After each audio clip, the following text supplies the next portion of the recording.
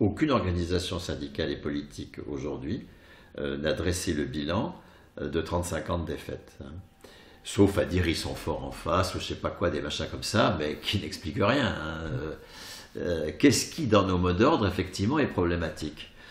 Si nous voulons encore une fois être à la hauteur de la contre-révolution capitaliste, parce qu'il s'agit d'une contre-révolution capitaliste, il faut que nous allions plus loin que ce que les communistes de 1946 ont mis en place. C'est ça que l'enjeu.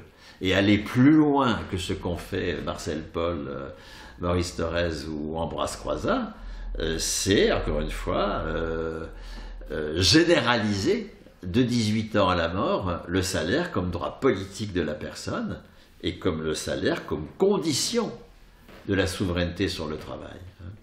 Comment voulez-vous être souverain sur votre travail si votre salaire dépend de l'activité subordonnée à laquelle vous êtes contraint? S'il dépend de cette activité, vous allez faire cette activité dans la souffrance, mais vous allez la faire. Thorez, qui fait donc voter le statut de la fonction publique en octobre 1946, la fonction publique se caractérise par le fait que la qualification est attachée à la personne. On a un grade, le fonctionnaire il a un grade. Ce n'est pas son poste qui est qualifié. Un fonctionnaire qui change de poste ne change pas de salaire. C'est sa personne qui est qualifiée. Alors que dans le privé, la convention collective qualifie des postes. Hein. Un salarié du privé n'est jamais payé pour lui, il est payé pour son poste.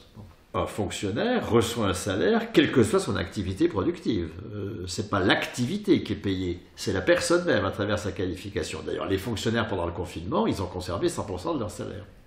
Lorsque les communistes créent cette dissociation entre droit au salaire et activité productive validée, pour attacher le salaire à la personne, à ce très grand mouvement de 1946. Lorsqu'ils font cela, ça ne concerne qu'une toute petite minorité. Hein. Ça concerne 500 000 fonctionnaires. La loi Thorez d'octobre 1946 a finalement concerné 500 000 personnes. Aujourd'hui, vous avez 5,5 millions de fonctionnaires. Vous avez 15 millions de pensionnés du régime général. Nous avons une expérience massive, mais vraiment massive, du bonheur qu'il y a à être titulaire de son salaire. La riposte à la contre-révolution capitaliste, c'est de s'appuyer sur ce bonheur pour le généraliser. Hein. Si les opposants à la réforme ne sont pas sur la poursuite de la conquête, c'est-à-dire mais étendons à tout le monde le salaire comme un droit de la personne, et qui est la condition du travail, et non pas le résultat, la condition d'un travail libre, hein, et non pas la récompense d'un travail aliéné. Hein. Le salaire capitaliste, c'est la récompense d'un travail aliéné qui vient après ce travail aliéné, alors qu'il s'agit de passer au salaire communiste, qui est un droit de la personne, qui est la condition, qui est le préalable d'un travail libre. Hein. Non pas résultat d'un travail aliéné, qui arrive après que l'acte ait été posé, mais préalable d'un travail libre, qui est la condition pour que nous soyons librement au travail. Et nous ne sortirons jamais de la passe écologique. Hein. Faire la rupture écologique, ça suppose que les droits salariaux dépendent de la personne et non pas du contrat de travail. Ça, c'est vraiment fondamental. Hein. Ne plus faire dépendre le salaire du contrat de travail.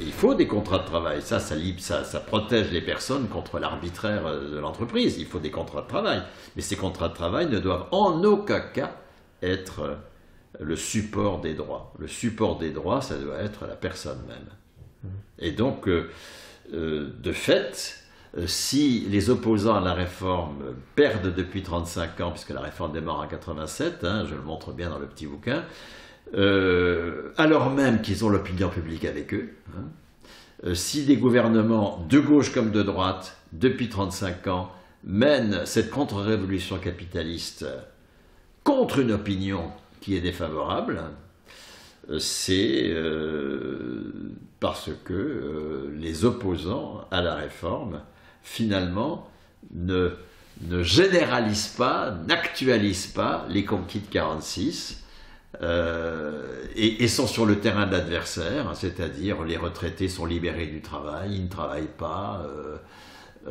vivement la retraite, alors qu'il s'agit au contraire de faire du travail de 18 ans à notre mort un lieu de liberté, le lieu de la liberté, avec des travailleurs qui ont un salaire qui ne dépend pas de leur travail précisément, mais qui est un attribut de leur personne. De même que comme citoyens, nous avons un droit de vote qui ne dépend pas de nos capacités citoyennes. C'est un droit de la personne qui nous postule comme en capacité de la chose publique. Eh bien le salaire, c'est un droit de la personne qui nous postule comme en capacité de la production de valeur. Et c'est être à l'offensive dans le respect des conquis précédents. C'est ça qui est très important. C'est pas être à l'offensive comme ça sur la base d'une idée. C'est honorer. C'est être à la hauteur des communistes de 1946 qui conquièrent cette dissociation fondamentale du salaire et du contrat de travail, du salaire et de l'activité mesurée comme productive pour l'attacher à la personne. C'est pour ça que les protestataires échouent, parce qu'ils protestent. L'enjeu n'est pas de... Moi je regarde toutes les affiches aujourd'hui, c'est non à 64 ans. Bon, ben, d'accord, oui, bien sûr, non à 64 ans, mais on ne mobilise pas sur le long terme sur un non à 64 ans. C'est oui au salaire, à la qualification personnelle pour tous.